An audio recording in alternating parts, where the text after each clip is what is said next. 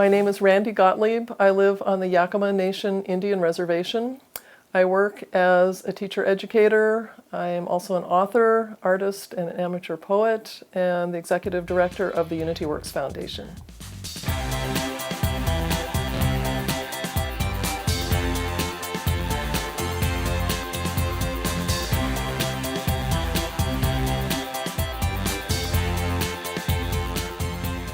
Sometimes in my classes, I ask for a volunteer to come up and open this jar. Easy, right? But I say there's one catch. You can only use your fingers. You can't use your palm or your thumb or anything else. So they try and they try and they try and they can't open it. I say, okay, now use your thumb. Simple. So this is a really easy way to demonstrate that diversity adds value. It's not something to be afraid of. It's not something scary. It's not something to be shunned. It's actually something that we need because we have 4 fingers on one hand and we only have 1 thumb. So which is the majority, the fingers, and which is the minority? It's the thumb. And in English, we call this, for biology majors, we call it opposable, which means it moves in the opposite direction than our fingers. So we could have 4 fingers or we could have 6 fingers or 10 fingers and we still wouldn't be able to open the jar until we had that opposing force. And that's the way I think of men and women or any type of diversity, is it's something that adds to the mix and it brings something special that we can contribute to the human race. My story begins as far back as I know with my family, and that's with my grandparents. All 4 grandparents were refugees to the United States. They came from Eastern Europe, escaping the persecution of the Jews, and they each came alone. They were about 14, 15 years old. They came on a boat to a strange land. They didn't know anybody. They didn't know the language, and all they brought with them were the clothes on their back. They were the ones that had been chosen by each family to survive. And those 4 grandparents eventually met and had children, and those 2 children, my mother and father, moved out to California to get away from the cold, the snow, and also persecution of the Jews in that part of the world. They thought they would have a fresh start in a new land. My mom graduated from Teachers College Columbia in New York and was offered a job out in California. That's how she got there. She passed all the tests with flying colors, filled out the application form. They said, great, you've got the job. Come a week before school starts so you can fill out all the forms and set up your room and do all the paperwork. So she arrived and met the principal, started filling out the forms. And when it came to the space for religion, as the Jews were taught to do, she left it blank. And the principal took a look at her application, saw the blank space, and said, you must be Jewish. Tore it up and said, get out of my school. So that was the end of her career as a teacher, just before it even began. And she was pretty traumatized by that and never applied again. So she was a homemaker, housewife in olden terms. When my father was in 8th grade, he was on his way to school one day when he was surrounded by a group of boys with rocks in their hands. And they said, if you take one more step towards our school, we'll kill you. And he turned around and never went back. Never finished the 8th grade, and jumped on a train. He actually, I think he came illegally, so he was one of those illegal immigrants that we're hearing about. Jumped on a train and came out to California, Los Angeles, and made his living doing odd jobs because people wouldn't hire Jews at that time. He became a writer. He would write commercials for restaurants and advertisements, put things in the newspaper, and once in a while he would write a screenplay. And when they found out who he was, they wouldn't produce it. I didn't believe in any faith and I didn't want to. But after a lot of study and, in my mind, a miracle, I realized that there was a creator, that I was here for a purpose, and I wanted to do something in this world to make it a better place, leave it just a little bit better than when I found it. One of the primary teachings is the oneness of humanity. And everywhere that I looked, I saw disunity, hatred, prejudice. And after a while, I got pretty discouraged, but I realized that I could either be discouraged and nothing would change, or I could do something about it and try to make some positive changes.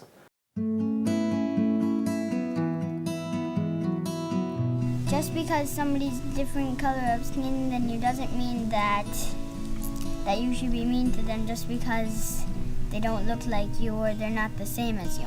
So UnityWorks is a nonprofit educational organization, and our mission is to promote the oneness of humanity, the value of diversity, and the need for unity. What we do is we ask each school to appoint a UnityWorks team, a site team, and that has to have at least one teacher, at least one administrator, either the principal or assistant principal, at least one parent or community member, and then it can have one other person, perhaps a librarian or a school counselor, and some of the teams have students on them as well.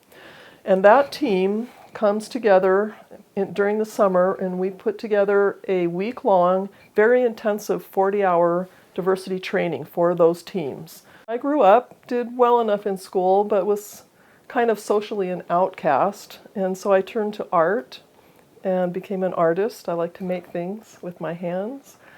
And an athlete. So I joined a volleyball team at my school, enjoyed that very much, and went on to play on a very good club team in the Los Angeles area, which was even more fun. Ended up playing on the U.S. women's team, volleyball team, for about a year and a half. Towards the end of high school, I was playing volleyball on Wednesday nights. They had open gym, and one of the other women on my volleyball team, one night she gave me a ride, and then she said, "I can't bring you home tonight, I have something else to do, but my brother will take you home." This was a setup, but I didn't know. And the brother, Steve, is my husband today. He took me home, we talked for hours, just hit it off, and I thought he was just a really special guy. He wasn't like all the other guys I knew. He was really nice.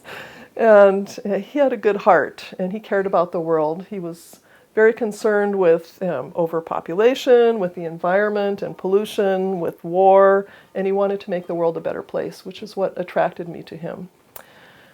And then he asked me to marry him. My parents had a very difficult marriage, and I really attribute that to some of the persecution that they encountered and that my grandparents encountered because of their faith. And so they were always on edge, very tense. There was never enough money in our household. We always had hand-me-downs. We weren't always sure about food. And all of those stresses and tensions put a lot of stress on the marriage. So there was a lot of fighting in my home. That convinced me that marriage was a bad thing, because that's the only marriage that I knew. And so I didn't ever want to marry, and I never wanted to have children, because why bring children into such a horrible world? That was my thought at the time. And also, I was raised without any faith, because they had been so traumatized by their experiences that they wanted to spare the children. We knew that we had Jewish ancestry. Once in a while we celebrated Hanukkah, but that was about it. Never went to religious school, synagogue, never studied any of the scriptures, and never talked about God. So I had no belief in a supreme being either. Then when Steve said, "You're the one for me, let's get married," I said, "You're a really nice guy, and it's not you, but I just don't believe in marriage, and I'm never going to get married." He asked again, "Marry me." And I said, "That's it, I'm leaving." And so I bought a Eurail pass for Europe, and a youth hostel card, packed my bag, and went to Europe. I wanted to get as far away as I could. And I wanted to see the world. I had never really experienced this kind of diversity, but I met with communists and gypsies and drug smugglers and all kinds of interesting people, and that just kind of like plowed up the soil of my heart, and I was beginning to see the world in a very different way.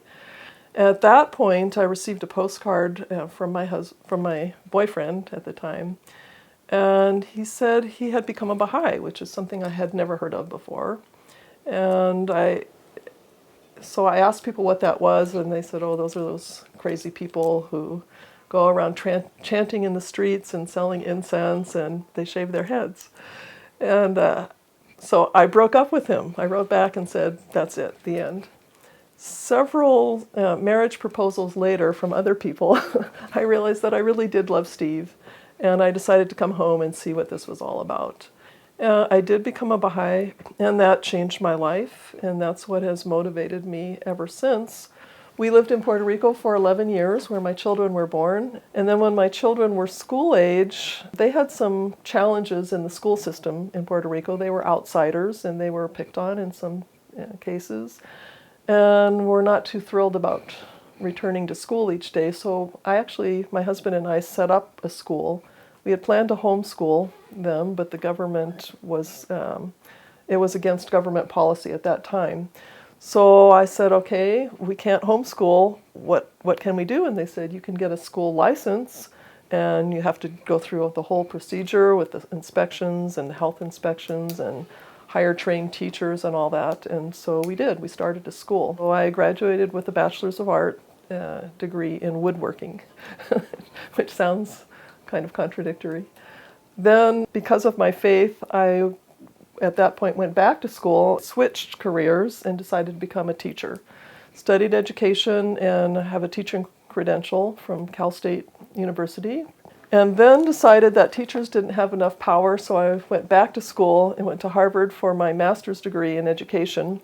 And then I went back once again for a doctorate in education, again focusing on multicultural education and development of curriculum and materials. When I returned to the United States, for about 10 years, I was very fortunate to work with a program called Empire.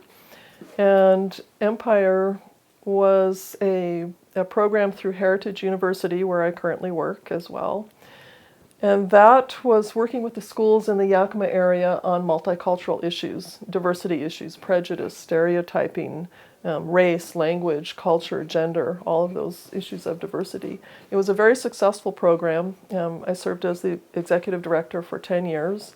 I wanted to be more in the classroom. I love teaching, that's my love. So I set up my own diversity training company, and I'm still doing that very part-time. In order to make that more sustainable, because I am getting older and I'm not planning on being here forever, I wanted to set up a foundation that would continue, that would have a broader base of support, and that's where I started UnityWorks. People are really now seeing the need for educating children, starting with our youngest children, even in first grade. Kids come to school knowing racial slurs for people from other groups, or saying things like, my parents won't let me play with kids from that group, or knowing a lot of negative stereotypes, or thinking they know a lot of negative stereotypes about other people. So we put these teams through a week-long training, and at the end they come out with a diversity action plan for each school. And that plan might look very different for the high school or the elementary school or the inner city school or the school out in the suburbs. Every school, they're in touch with their own needs and their own priority and their own students and community. So they create their own plan, and UnityWorks is there to help, to provide any support, tools, resources, just to bounce ideas off of. Raising two boys, I can say that boys and girls are very different. I tried to raise them in a gender-neutral, unbiased way. So I bought my boys trucks, and I also bought them dolls to play with, so they would learn to take care of babies and children and be nurturing. And what I found was they would take the dolls and teach the dolls how to shoot. So there's something in them that has that more aggressive, strong, protective, defensive nature. I think, for one, awareness is the first step towards change. So men, women as well, but in particular men tend to have more power in most societies around the world, is to educate themselves first and then teach their fellow men and their children that about the principle of equality of women and men. And that awareness is not automatic. For example, I'll notice things in interactions and relationships or the way people are treated that my husband, who's a wonderful man with a wonderful heart, doesn't notice because it doesn't happen to him. In my mind, the solution is education. Starting with as young as possible, even in the mother's womb. If we can educate mothers to educate their children about equality and oneness and wholeness of the human race, then when those children grow up, they will have a very different outlook on the world and on other people, and will treat people as brothers and sisters and family members, and not as inferior or different.